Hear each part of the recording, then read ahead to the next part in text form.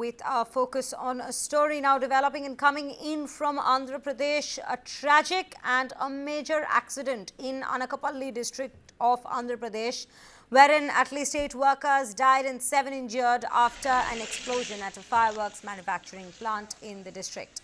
Seriously injured have been shifted to the hospital. More than 30 workers were present in the factory at the time of the accident itself.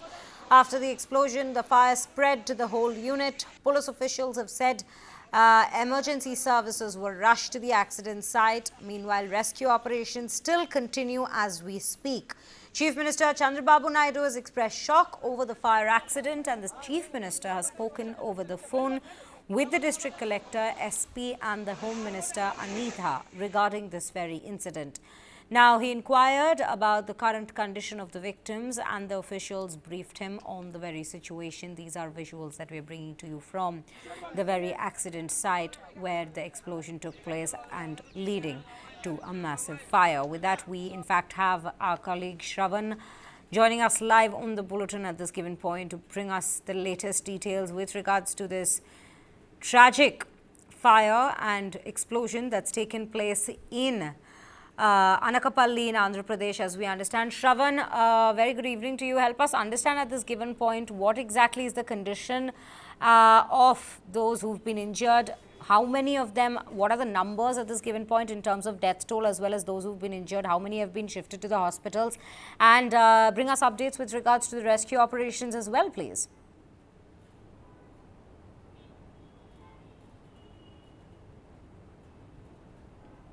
The incident took place a couple of hours ago, around 1:30 to 2 in the village Kailasapatnam, Kotavurutla Mandal, Anakapalli district of Andhra Pradesh.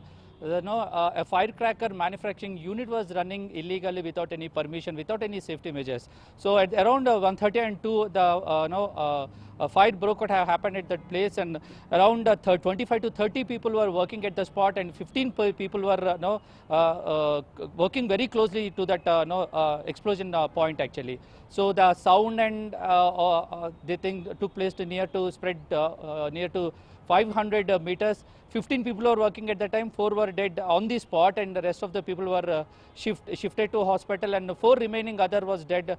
Reportedly 8 people were dead so far, and remaining 7 were under the treatment. With the name Dadi Ramalakshmi, Puram Papa, Gudipina Venu, Senapati Babu Rao, Manohar from Visakhapatnam town, and Devara Nirmala, Apikondala Tatabayi, Sangari Govindu. 8 were dead, and now immediately the Chief Minister of Andhra Pradesh, Mr. Chandrababu Naidu, responded on it and tweeted on it, and he spoke to the concerned departments and spoke to the Home Minister Anita to reach this place and go through the formalities and to inquire on this issue.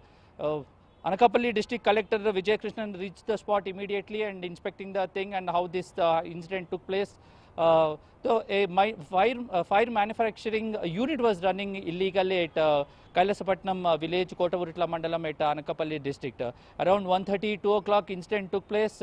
4 were dead immediately, other 4 were dead while under the treatment. 7 were injured, and treatment is going on. And YCP ex-Chief Minister YS Jagan Mohan Reddy from the YSRCP party also tweeted on this, and he requested the government to take a necessary medical support and take a necessary actions for running this illegal manufacturing firecracker manufacturing unit. To be frank, many of our firecracking manufacturing units were running illegally across the many places without any safety measurement. So CM Chandrababu Naidu instructed the Home Minister and concerned officials to inspect all other firecracking manufacturing units, to inspect whether the license is approved, that they have whether proper permissions and safety measures were followed strictly or not. So the BJP also expressed her condolence on this and requested a government to take a necessary action to support them. And government, as of now, with the current update, government has also planning to announce a compensation those people who were died in this fire accident and the people who were under the treatment. So almost for 500 meters to half kilometer, the explosion sound was spreaded, and that was visuals were very frightening. And the people who are also working at that spot, they are also not having a proper safety kits. Usually, firecracking manufacturing units will run without any permission. They run usually in illegal this thing, and they don't maintain any safety measurements. The people who are working, because they work very close with fire this thing explosion materials. They should have a proper license. They should have a proper safety measurement. They should have a proper safety kits to work that environment. But there's no such things were found at that explosion point, and collector is inspecting the situation, and Home Minister Anita is also monitoring the thing, and CM Chandrababu happened to speak to Home Minister Anita regarding this issue to inspect the thing. Currently the treatment is going on. Collector is inspecting. They inquired. They started inquiring on it. They're trying to find who is the owner of this firecracking manufacturing unit, and they're trying to arrest him. Right, Shravan, we understand the details you've given us. Also, as you were mentioning about how safety measures are often overlooked in such factories, have there been any such reports so far, or any implications with regards to what may have caused the explosion in the first place, from eyewitness accounts as well from around the area?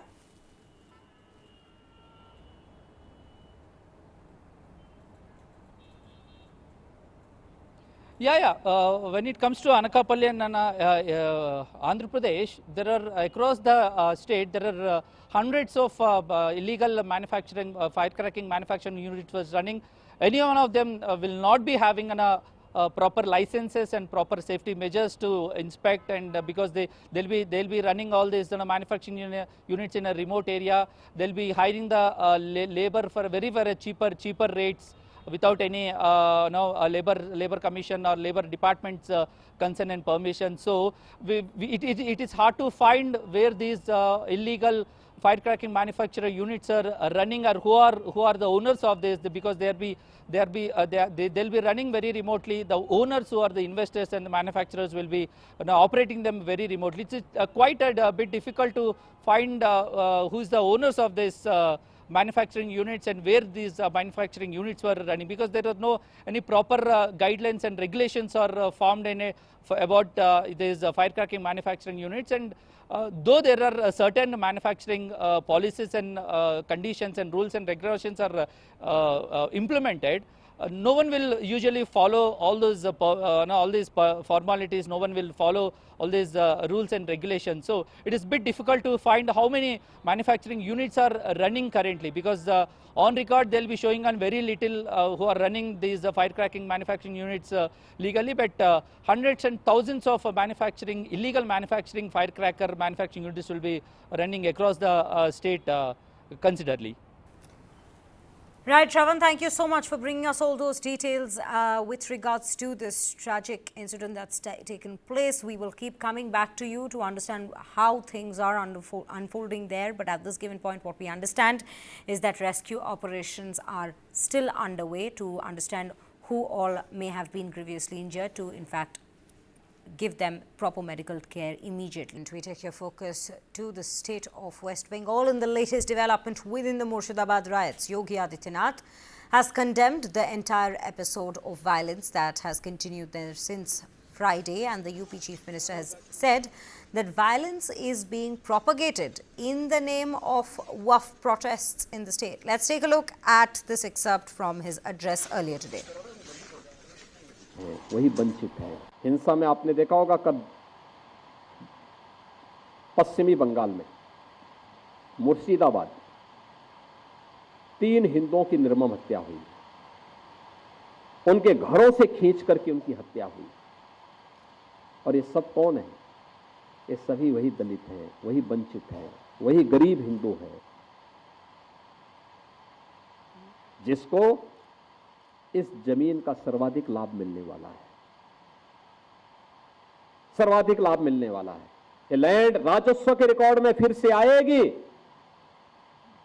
तो एक गरीब भी high rise building का, multi storey building का लाभ उठा पाएगा, उसको भी वहां अच्छे फ्लैट सरकार बना करके उपलब्ध करवा देगी।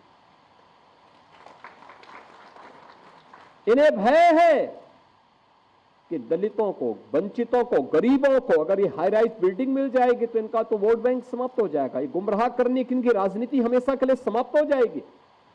इसलिए लोग हिंसा भड़का रहे हैं, हिंसा का रास्ता अपना रहे हैं। Now, earlier in the day, firing had begun in Murshidabad's Dhulia, and this was a fresh spate of violence that was seen within this town in Murshidabad. Now, reports coming in had revealed that 2 kids had been injured in this firing, while the BSF had also been attacked. As of now, 4 more CRPF company have been deployed on the grounds in Murshidabad.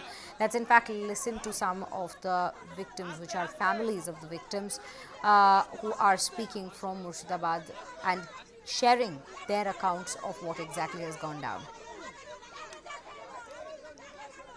हम लोग को दुकान तोड़ दिया है, आदमी को मार काट दिया है, ये सब तोड़ दिया है, ये सब चोरा के ले गया, लूटपाट करके ले गया सब कुछ। हम लोग का एक तो घर में जनाना आदमी सब हम चाहते, छोटा लड़का बच्चा है हम लोग का, कैसे घर में रह के चाकू छुरी लेके घर में घुस जाके मार रहा है। हम लोग क्या करेंगे, कहाँ जाएंगे हम लोग, बताइए। हम लोग, मेरा घर में एक बेटा है, मेरा बेलडांगा में रहता है, उतना कष्ट कर पुलिस लोग सब ये सब लोग मेरा बेटा को लेके आया, कितना कष्ट करके आया, चिल्लाया, घर में घुस जाके घर झाड़ू के तोड़ दिया, सब कुछ तोड़ के इतना किया जो मैं छोटा बच्चा था दम निकल गया था। Now, the district of Murshidabad has been plunged into chaos following violent protests against the central government's Waqf legislation, with clashes between protesters and security forces leaving 3 dead, over 150 arrested and 15 policemen injured. Now, visuals that have come in show that Hindu families whose houses have been burnt during violence in Murshidabad have migrated to Malda. Calcutta High Court on Saturday ordered the deployment of Central Armed Forces in West Bengal's Murshidabad, where protests against the Waqf Amendment Act spiraled into violence, killing at least 3 people. Bench of Justices Shoman Sen and Rajabasu Chaudhary said that the measures taken by the state government have not been adequate and that action has to be taken on a war footing to arrest these rioters. The court's orders come after BJP leader and the leader of opposition in West Bengal Assembly, that is Shubhendu Adhikari, sought the deployment of central forces in the violence-hit districts bordering Bangladesh itself.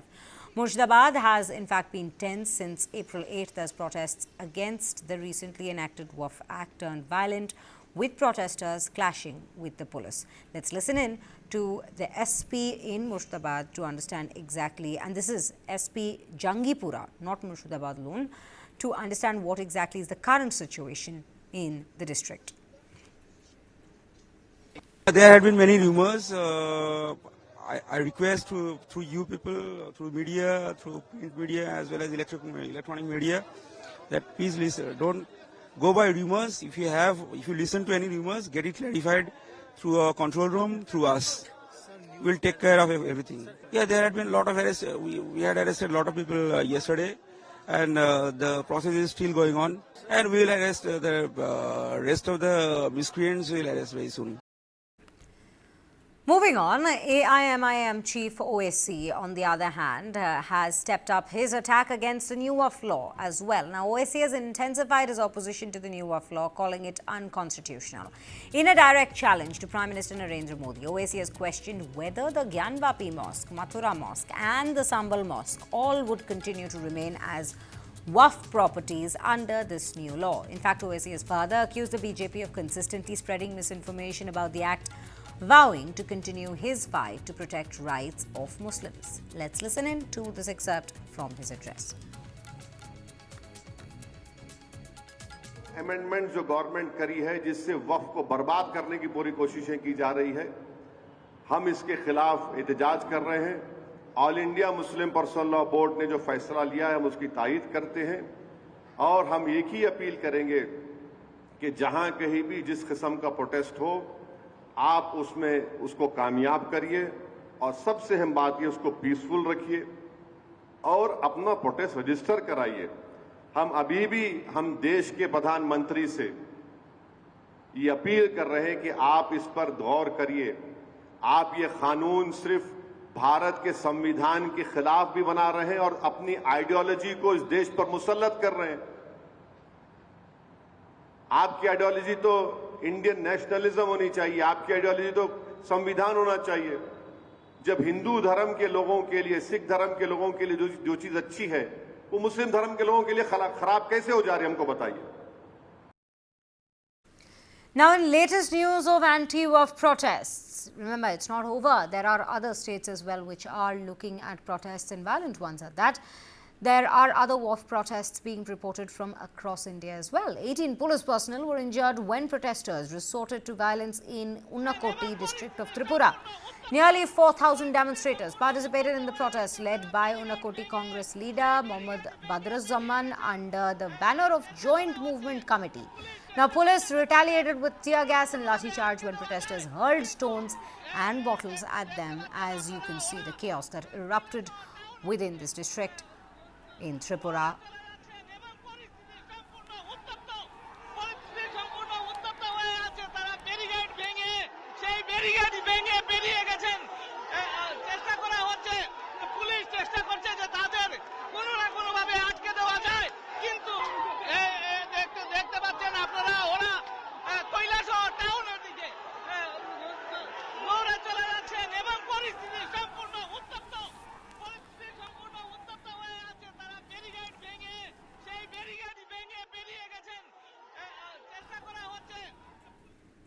Moving on, and now taking your focus up north, Punjab's counter-intelligence unit has raised concerns over leader of the opposition Pratap Singh Bajwa's recent media statement regarding the alleged presence of hand grenades in the state. According to the AIG counter-intelligence Ravjot Grewal, Bajwa claimed in an interview that 50 hand grenades had entered Punjab, with 32 reportedly in circulation. However, Grewal had added that officials had asked Bajwa direct and specific questions about where the information originated, but he declined to provide any answers. Let's listen in to what had been exactly said by him. जी, सरदार प्रताप सिंह बाजवा जी ने media channel में एक interview देते हुए ये बताया था कि पंजाब में 50 हैंड ग्रेनेड्स जो हैं वो आए हैं और उसमें से 32 जो हैं वो अभी सर्कुलेशन में हैं। तो ये बहुत ही एक सेंसिटिव इन्फॉर्मेशन है जो कि नेशनल सिक्योरिटी से ताल्लुक़ रखती है।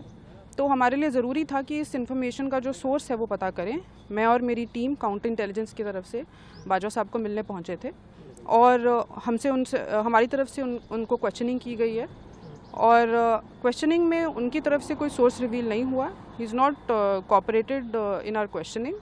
सो however, Punjab police is a professional force and we are going to get to the bottom of this.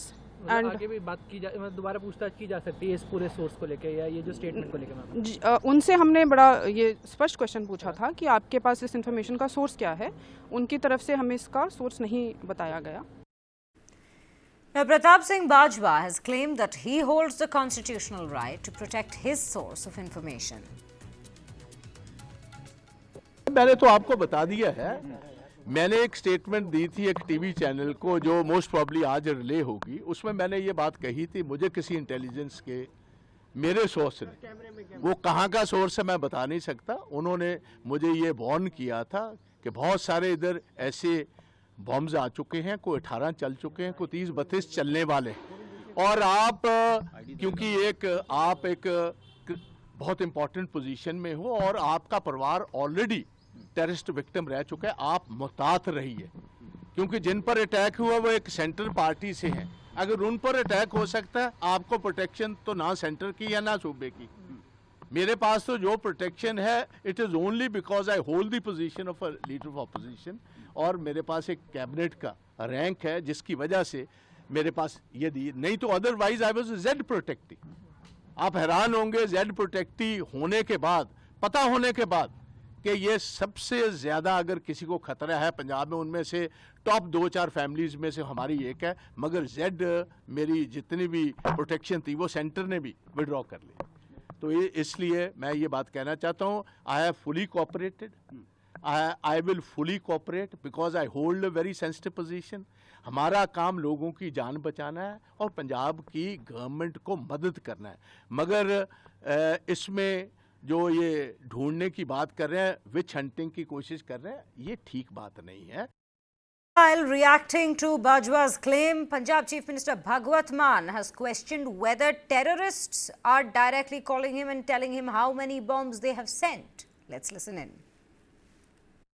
सरदार प्रताप सिंह बाजवा ਜਿਹੜੇ ਕਿ ਆਪੋਜੀਸ਼ਨ ਪਾਰਟੀ ਦੇ ਲੀਡਰ ਨੇ ਪੰਜਾਬ ਦੇ, ਉਹਨਾਂ ਨੇ ਇੱਕ ਬਿਆਨ ਦਿੱਤਾ ਹੈ ਕਿ ਪੰਜਾਬ ਦੇ ਵਿੱਚ 50 ਬੰਬ ਜਿਹੜੇ ਨੇ ਉਹ ਪਹੁੰਚ ਚੁੱਕੇ ਨੇ, ਉਹ 'ਚੋਂ 18 ਬੰਬ ਫਟ ਚੁੱਕੇ ਨੇ, 32 ਬੰਬ ਹਜੇ ਫਟਣ ਵਾਲੇ ਨੇ। ਮੈਂ ਬਾਜਵਾ ਸਾਹਿਬ ਨੂੰ ਪੁੱਛਣਾ ਚਾਹੁੰਦਾ ਕਿ ਤੁਹਾਨੂੰ ਇਹ ਇਨਫੋਰਮੇਸ਼ਨ ਕਿੱਥੋਂ ਮਿਲੀ? ਕੀ ਤੁਹਾਡੇ ਪਾਕਿਸਤਾਨ ਨਾਲ ਸਿੱਧੇ ਸੰਬੰਧ ਨੇ?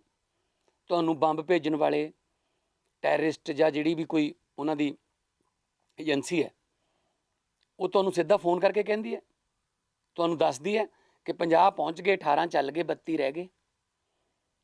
ਤੁਹਾਡਾ ਇਨਫੋਰਮੇਸ਼ਨ ਦਾ ਸੋਰਸ ਕੀ ਹੈ? ਕਿਉਂਕਿ ਨਾ ਤਾਂ ਇਹ ਜਿਹੜੀ ਇਨਫੋਰਮੇਸ਼ਨ ਹੈ ਪੰਜਾਬ ਦੀ ਕਿਸੇ ਇੰਟੈਲੀਜੈਂਸ ਕੋਲ ਹੈ, ਤੇ ਨਾ ਹੀ ਦੇਸ਼ ਦੀ ਇੰਟੈਲੀਜੈਂਸੀ ਨੇ ਕੋਈ ਖਬਰ ਇਸ ਤਰ੍ਹਾਂ ਦੀ ਸਾਡੇ ਨਾਲ ਸ਼ੇਅਰ ਕੀਤੀ ਹੈ। Moving on, in a major breakthrough, 2 operatives of a terror module were arrested with a 2.8 kg improvised explosive device, that is the IED, containing 1.6 kgs RDX and 1 remote control, a senior Punjab police official on Sunday has said. Now, counterintelligence Firozpur has arrested Jagga Singh and Manjinder Singh, key operatives of a terror module operated by Germany-based Gurpreet Singh or Goldie Dhillon, a close operative of Goldie Brar Lawrence Bishnoi gang. And this operation, in fact, foiled plans of Pakistan's ISI to disturb peace and harmony in the region.